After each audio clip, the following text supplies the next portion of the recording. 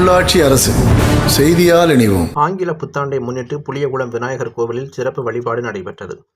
2025ஆம் ஆண்டு ஆங்கில புத்தாண்டு இன்று கொண்டாடப்பட்டு வருகிறது. இதனை மக்கள் அனைவரும் மகிழ்ச்சியுடன் கொண்டாடி வருகின்றனர்.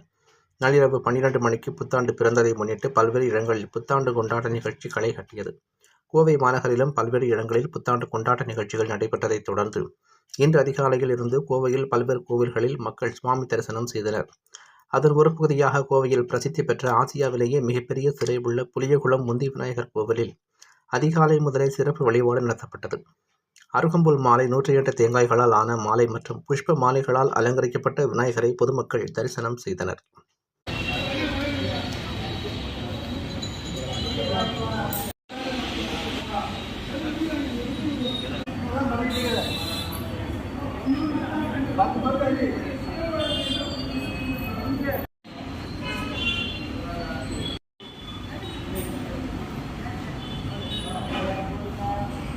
போயிடுச்சான்னு பார்த்துக்கோங்க. அந்த வண்டி மட்டும் இருக்க